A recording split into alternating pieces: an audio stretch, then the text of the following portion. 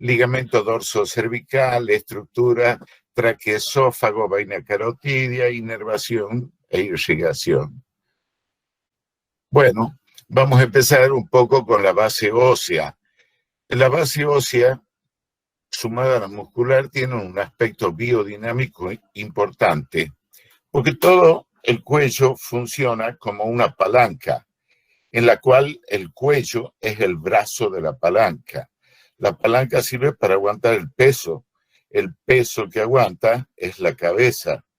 La cabeza de los mamíferos es muy pesada y se imagina que está apoyada en el cuello y está sostenida por este brazo de palanca que tiene una base que es en la entrada del pecho, y es la que sostiene todo el peso. Y toda esta zona tiene una gran responsabilidad en el movimiento que realizan los animales. Los animales, para alimentarse, agachan la cabeza y bajan el cuello. Vale decir que la parte más movible de la columna vertebral es el cuello. Por lo tanto, tienen diversos tipos de articulaciones. Estas 7 vértebras son las vértebras clásicas que tienen los mamíferos. La primera es el atlas, que tiene una fosa que articula con los cóndilos del occipital. Es una articulación sinovial y le permite a los animales realizar el movimiento de flexión, o sea, cuando se cierra este ángulo que baja la cabeza, o de extensión cuando lo levanta. La segunda articulación, la del atlas con el axis, es otro tipo de articulación, porque acuérdense de que el axis tiene una fosa a donde va a ir el vestigio del cuerpo del atlas, que es el dens o apófisis odontoide. Bueno, esto le permite el otro movimiento de rotación o de negación. Además, hay articulaciones planas entre las vértebras en esta zona que le permiten los movimientos de deslizamiento. Una de las características fundamentales de esta columna ósea es la siguiente. La primera, como acabamos de decir, el atlas no tiene cuerpo, pero el axis tiene una apófisis espinosa muy elevada. Luego, las apófisis espinosas de la tercera, cuarta, quinta, sexta son reducidas en comparación a la de la séptima. La séptima vértebra ya tiene una apófisis espinosa bastante elevada. Muy bien, continuemos. Las zonas del cuello. Es importante reconocer las zonas para poder identificar. Esta zona la denominamos región dorsal, donde muchos caballos tienen como característica de tener los pelos acá del cuello largo, que se llama clines, la región lateral y la región ventral. Nosotros vemos en la región lateral un gran espacio que se denomina tabla del cuello. Mire, la tabla del cuello es un lugar en donde se realizan operaciones. Por ejemplo, aplicar inyecciones intramusculares. Actualmente se está dejando de aplicar las inyecciones intramusculares en la tabla del cuello. Y se está dejando de aplicar en el cuello y se están poniendo las intramusculares en la nalga. Y ya que en el cuello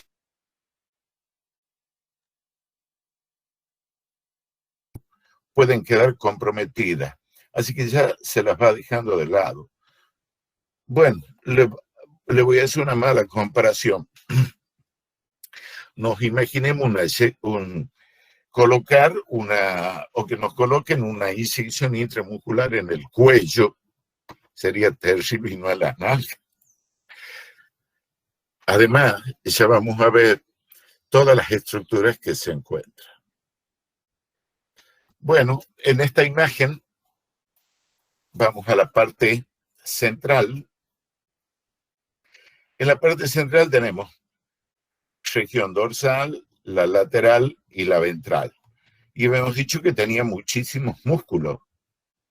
Miren, por la región dorsal va a ir un ligamento bastante importante que se denomina ligamento de la nuca o ligamento dorsocervical o ligamento nucal, para que vayamos más o menos identificándolo desde la parte externa.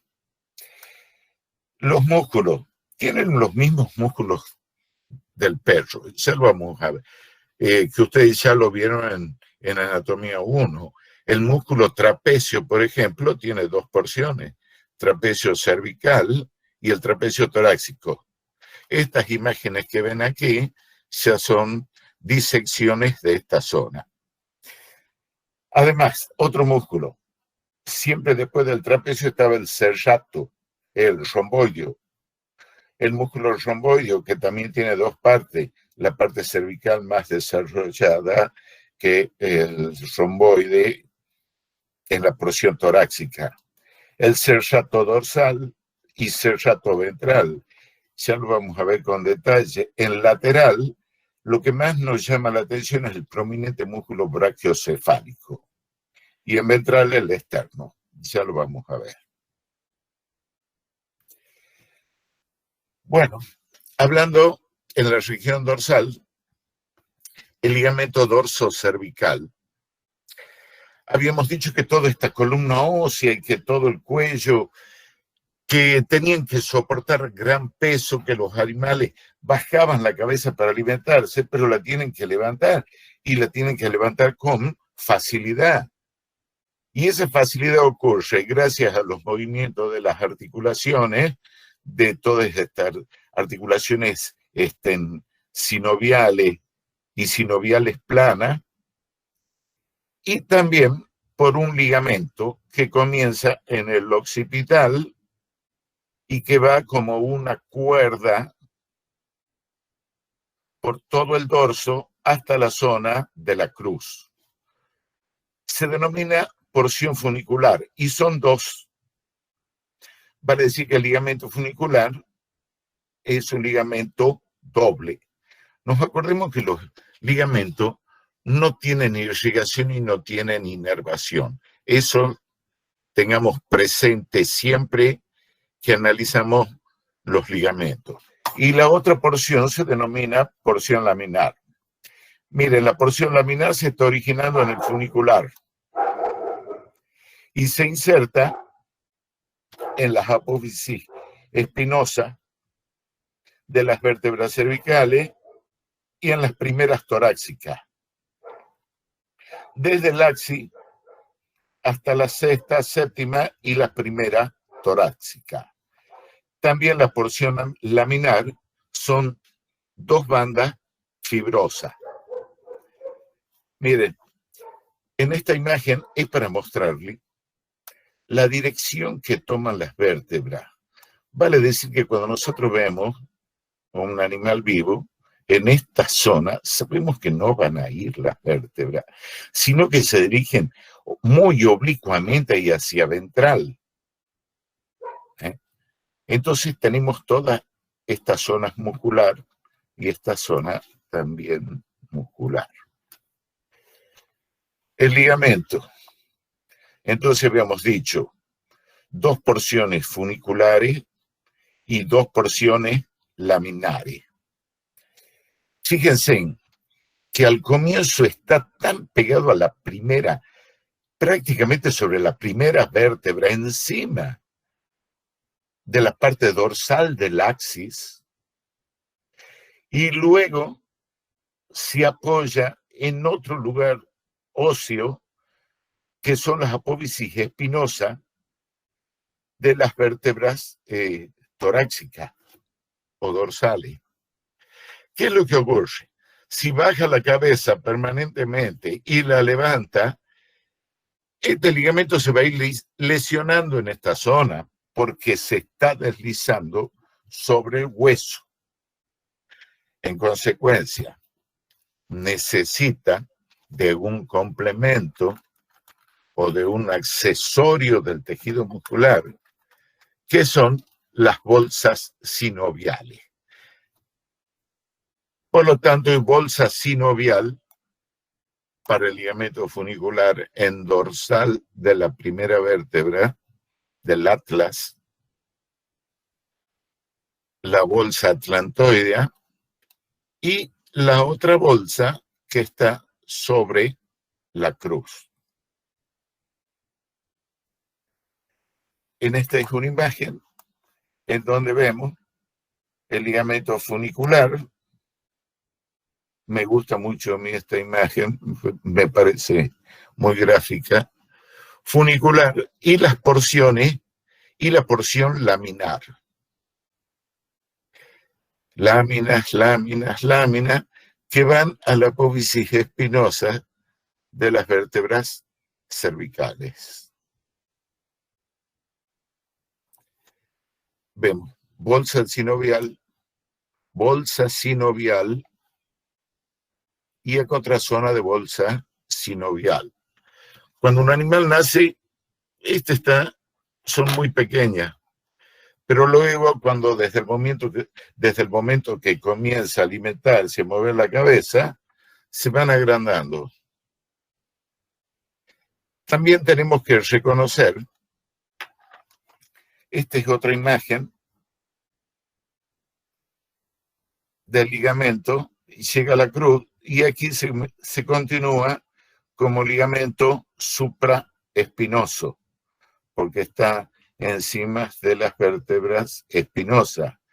Pero resulta ser de que hay una continuación, pero aquí es mucho más fuerte, mucho más resistente que el supraespinoso. Una bolsa sinovial, pero la que nos interesa ahora es la que están acá en el cuello. Bolsa sinovial, craneal, nucal y la caudal, que va a estar encima del axis. Este es un detalle importante que veamos. Miren, acuérdense de este músculo, el esternocefálico, que asciende por la parte ventral del cuello y se va a insertar en el ángulo de la mandíbula. Como se va a insertar en todo el ángulo de la mandíbula, también tiene que tener una protección el ligamento. Pero ¿cuál es la importancia de conocer el ligamento y la bolsa? No es solo, y estas bolsas sinoviales, no es solo para protección, sino también de que tiene una gran connotación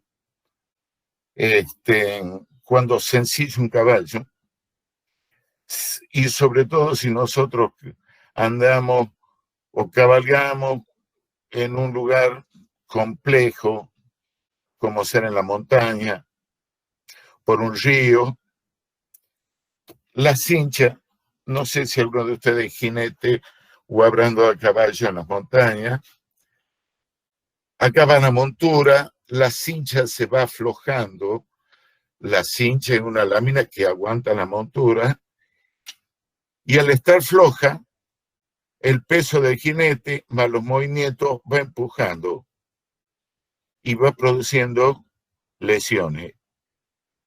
Y todas estas lesiones después son difíciles de curar, porque acuérdense que los ligamentos, los tendones, las bolsas sinoviales, que no tienen linfático y que tienen muy poca irrigación y muy poca inervación. Así que entonces la curación en todo tejido blando, conectivo, fibroso, ligamentoso, siempre es compleja y demora más. Bueno, vamos a ver ahora una vista ventral del cuello. Recién estábamos hablando de un músculo que comenzaba en el esternón y que se insertaba en el ángulo de la mandíbula, que es el esternocefálico, este esternocefálico, que está seccionado. Está seccionado para que observemos de que la cubre a la tráquea, sobre todo en la parte más caudal o ventral. Y estos dos músculos se van abriendo, inmediatamente ascienden, se van abriendo y forman la parte ventral de lo que se va a denominar gotera yugular o surco yugular, que ya lo vamos a ver, por donde va la vena yugular o por donde desciende la vena yugular. Todo este músculo que lo va cubriendo acá forma la parte ventral. Pero esta vena tiene un apoyo, que es en un músculo que empieza en el hombro. Mire, esta es la articulación del hombro. Si esta es la escápula y acá está el húmero, a esto le decimos hombro. Y en el hombro se origina un músculo que se llama homoioide. Homo de hombro. El homoioide forma el piso de la gotera yugular. Entonces la gotera yugular va a tener una parte ventral. Ya vamos a ver en otra imagen, pero es para que vayamos teniendo una idea. Una parte ventral, a ver si fue, una parte ventral que va a estar limitada por el músculo esternocefálico, un piso provisto por el músculo homoioide y en la parte dorsal, acá está seccionado, que es el brachiocefálico. El brachiocefálico va del brazo a la cabeza.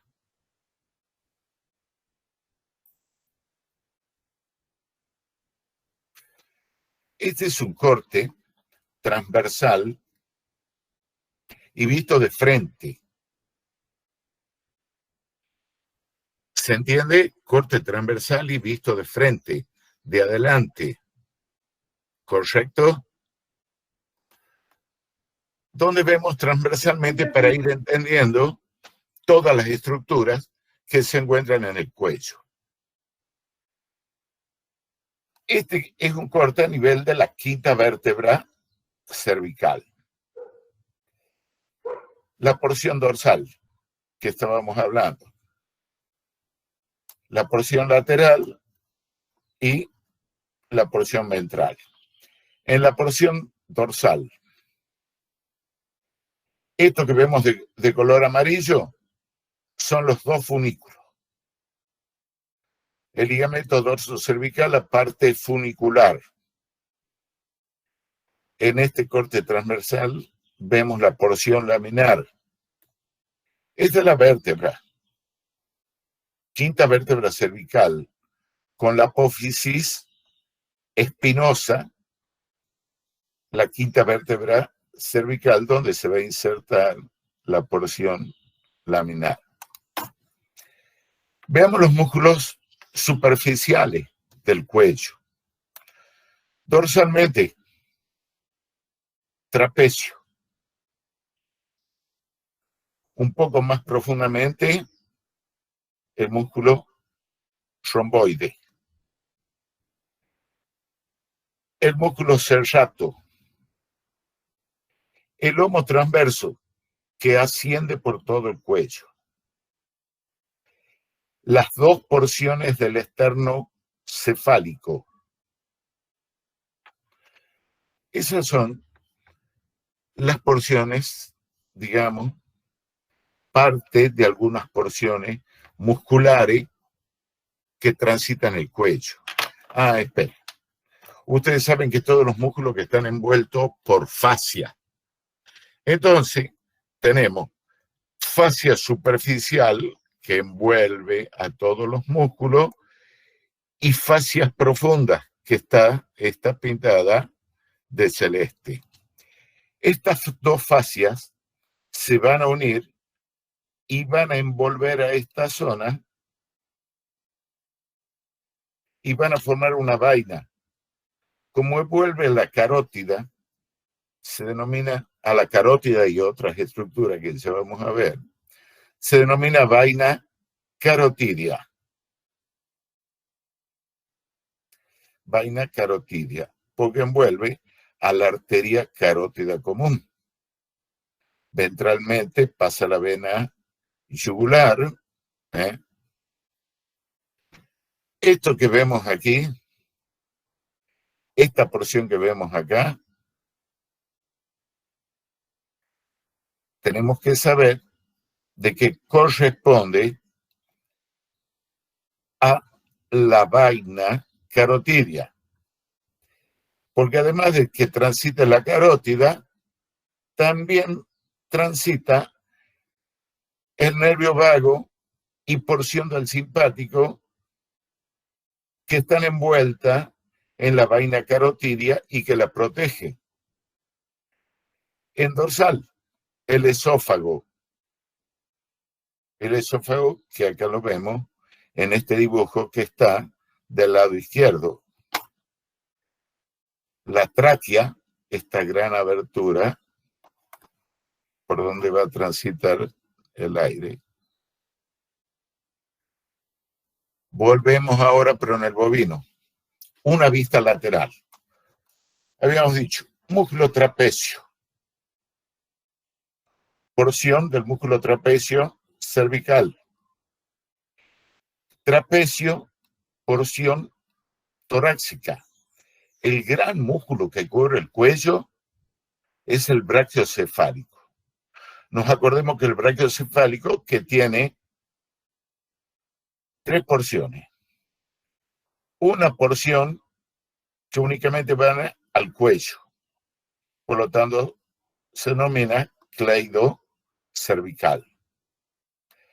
La que va a la cabeza, cleidomastoidea o cleidocefálica.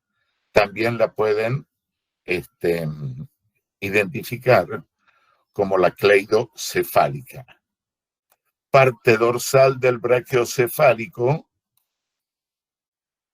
en ventral el esternocefálico. Al lomo transverso acá ya no lo vemos porque forma el piso, entonces no lo vemos. Acuérdense del origen del brachiocefálico. El origen del brachiocefálico no es en un hueso, sino es en un tendón. El tendón clavicular, que en muchos animales se osifica. Miren, en los libros dice que en el equino no se osifica, pero en el año 2003, cuando ustedes tenían más acceso a disección, se disecó un caballo y encontramos que el tendón clavicular estaba totalmente calcificado y estaba transformado en un hueso, en una vaina ósea. Era óseo. Bueno, pero este es el origen del brachiocefálico, con las dos porciones, porción cervical y las porciones cefálicas y otra porción braquial. ¿Qué es lo que hace? Si se acortan la fibra de los dos lados del brachiocefálico, el animal va a bajar la cabeza. Y si únicamente ocurre de un solo lado, izquierdo o derecho, va a llevar la cabeza hacia el lado izquierdo y derecho, hacia abajo del lado izquierdo y derecho. Otra estructura que vemos donde comienza el cuello. La glándula parotidia.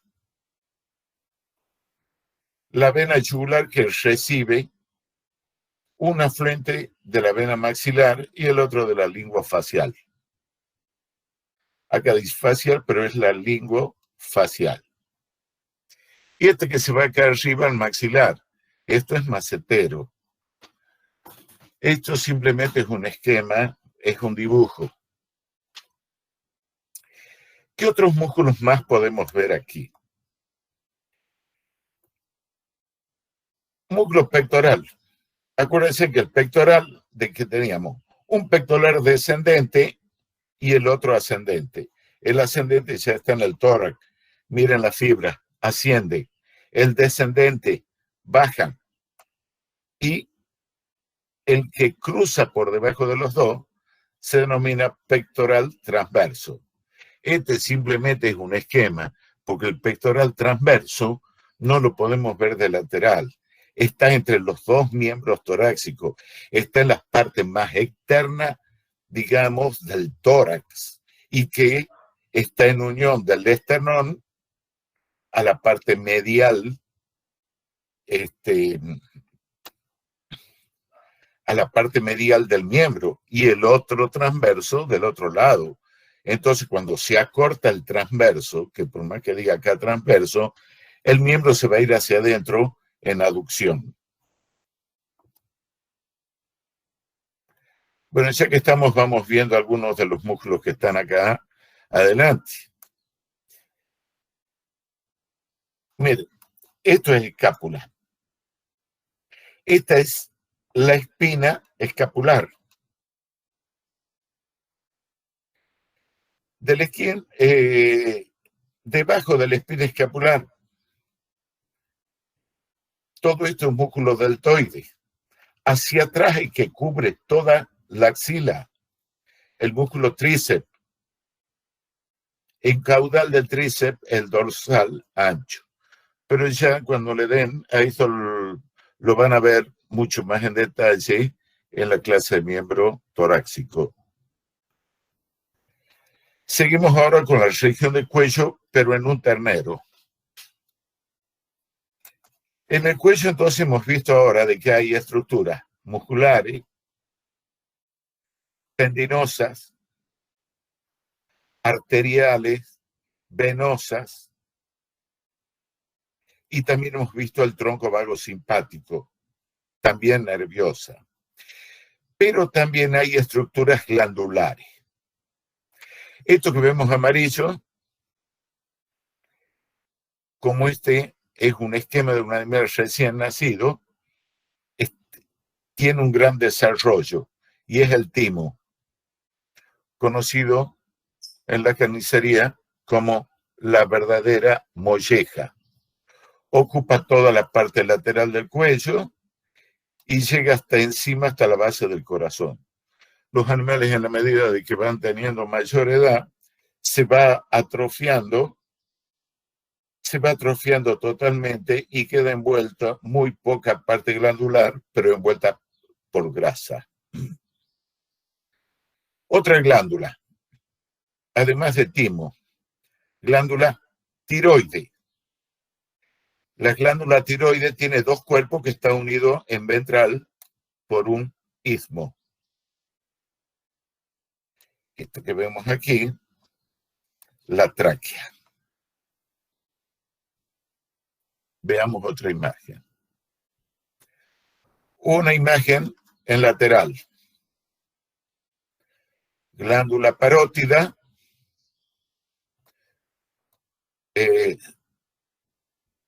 vena yugular, surco para la vena yugular.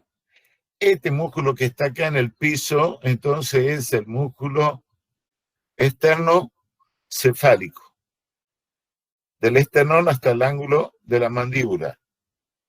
En el techo, el músculo brachiocefálico.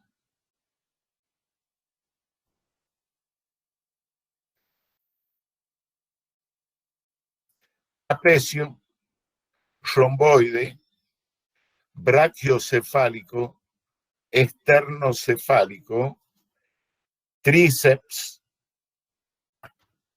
trapecio con las dos partes, ¿no? Romboide, trapecio cervical y trapecio torácico. Los músculos necesitan inervación. Todos estos músculos del cuello, la mayoría, están inervados por el nervio accesorio, por un par craneal. El 11º par craneal, que se llama nervio accesorio. El nervio accesorio sale de la cabeza y va a inervar brachiocefálico, trapecio, cervical, romboide. Estos ya son esplenios, multífidos.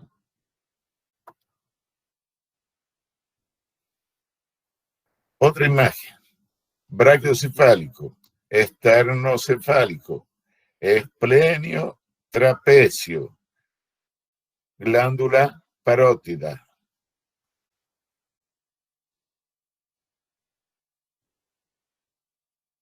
Una imagen lateral izquierda, el braquio, el esterno, la vena linguofacial que va a formar la yugular junto con la maxilar. Esta vena es la maxilar y la linguofacial. El músculo esternocefálico termina en el tendón y en esta zona bolsa sinovial.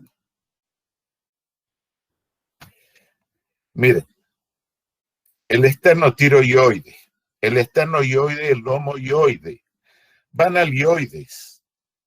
Acuérdense del aparato ioide que alguien me preguntó aquí. El esternotiroioide, tiroioideo, va a la porción basilar del ioide. Y cuando se retrasa o se acorta, va a ser que la lengua mete la lengua hacia adentro. El esternotiroioide comienza en el esternón. El homoioide comienza en el hombro, por eso tiene ese nombre, origen en el hombro.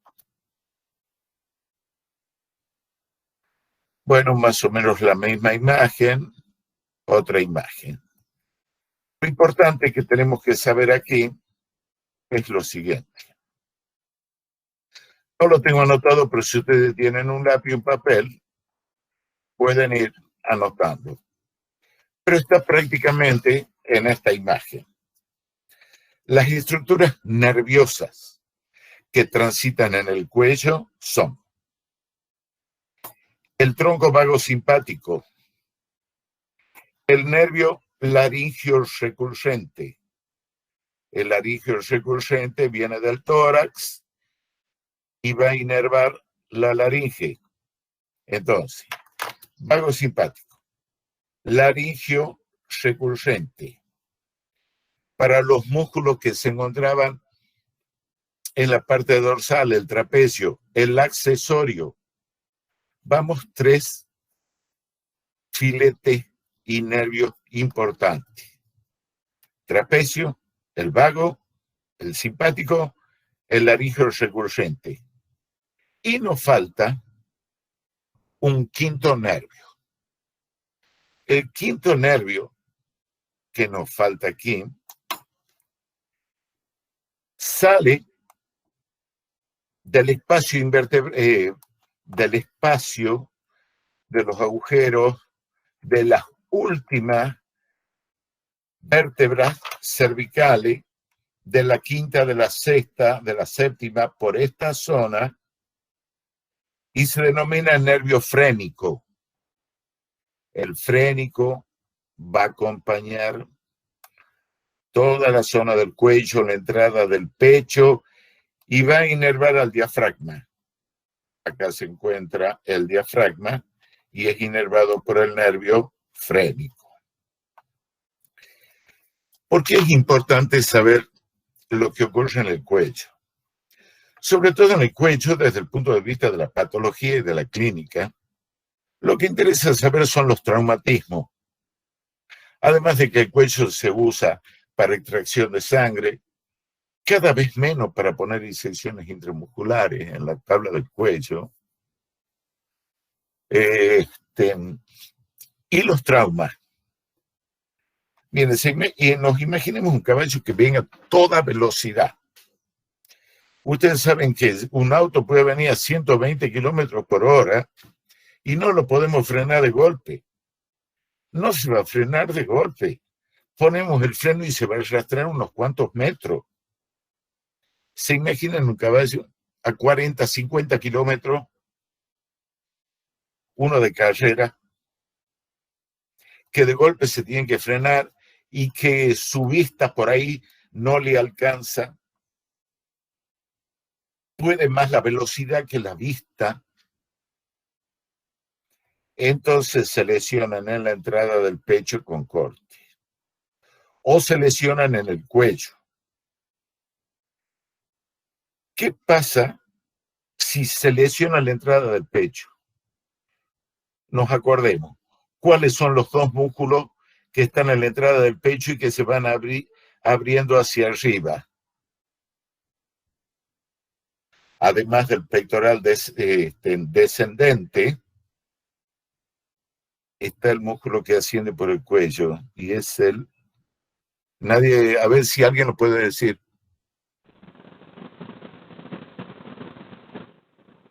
¿Alguien lo puede decir o no? El esternocefálico y el esternotiroideo. Muy bien, perfectamente bien. El esternocefálico. Pero toda esta zona, prácticamente donde viene la vena yugular, la carótida, están cubiertas. En esta zona está más desprotegida. Digamos, si el golpe llega con mucha profundidad, ¿cuáles son las otras estructuras que vimos aquí que se pueden lesionar? Quisiera que me digan.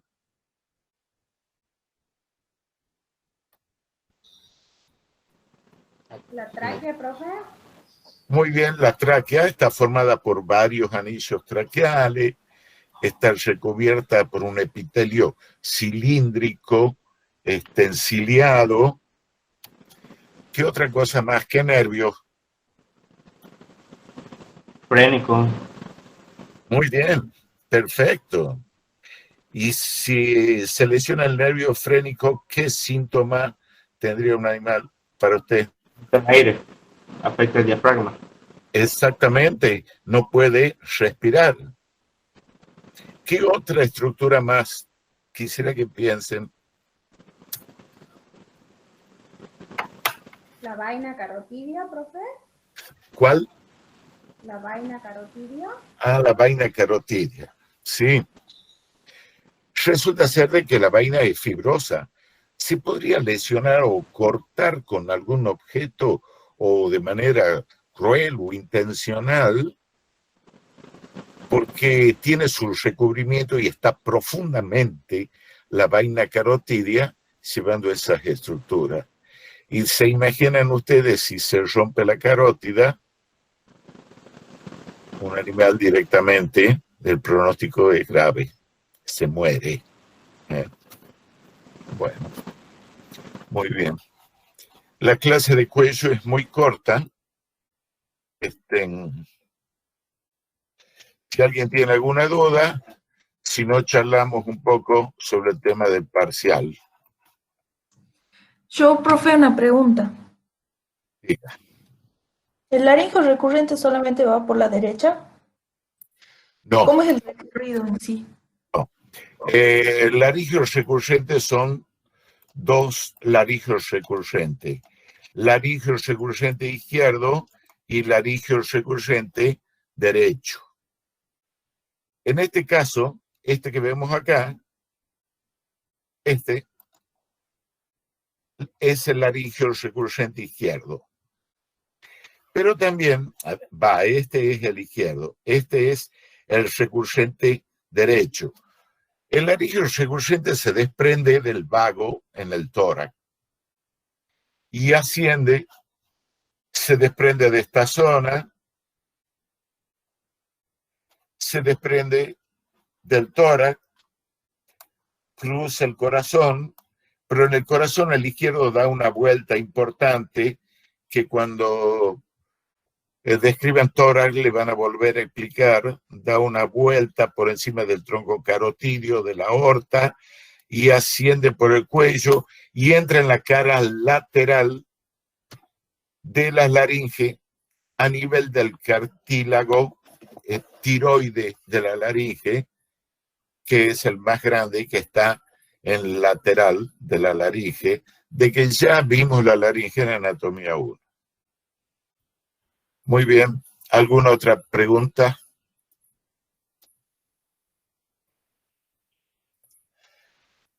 ¿No hay? Profe, con respecto con bovinos, el laringio recurrente, ambos, o sea, de derecho e izquierdo, ¿también ascienden dentro de la vaina carotidia? Sí. La ¿Sí? vaina carotidia protege en todas las especies a la carótida, a el tronco vago simpático, porque son estructuras muy sensibles y tienen que tener mucha protección. Se imagina si se llegara a lesionar el tronco simpático, ¿qué le ocurriría a la cabeza, a los ojos? Un animal tendría grandísimas dificultades en todo nivel del sensorio. Entonces están recubiertos en todas las especies por la vaina. Y siempre los nervios se encuentran en la parte profunda y medial para mayor protección. Por eso, fíjense en ustedes de que cuando hemos visto columnas, de que la columna tenía dos engrosamientos, uno para el plexo braquial, que inervaba todos los músculos del miembro torácico, pero todo estaba, descendían por la cara medial, porque tienen que tener esta protección externa. Profe, Sí. la vaina carotidia ya a la entrada del tórax, cuando se separan sus componentes, ¿y qué pasa con esa vaina fibrosa? Termina, digamos? envuelve. Mire, la vaina carotidia es tejido conectivo fibroso denso que la envuelve a esa estructura y ya no tendría una razón anatómica para penetrar en el tórax y seguir acompañándola, porque el tórax es la primera protección que tiene la primera costilla, que es la inmóvil, la que no se mueve. Entonces la vaina carotidia ya no tendría razón de seguir por el tórax, pero sí está en todo el cuello, a todo lo largo del cuello, porque se desprendió de la fascia profunda y superficial. Sobre todo la fascia profunda es la continuación. Bien, gracias. Muy bien. Bueno, mire, nos queda miembro torácico. Profe, ahí Sí, preguntan en el chat, dice, ¿el nervio frénico es el único nervio que pasa por el cuello y no inerva sus estructuras? no. El nervio frénico inerva únicamente al diafragma, el frénico. Y tenemos de los dos lados, frénico derecho y frénico izquierdo.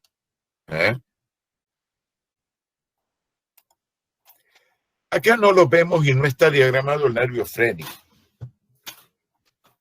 A ver, alguien que pueda opinar por qué no aparece en este diagrama el frénico.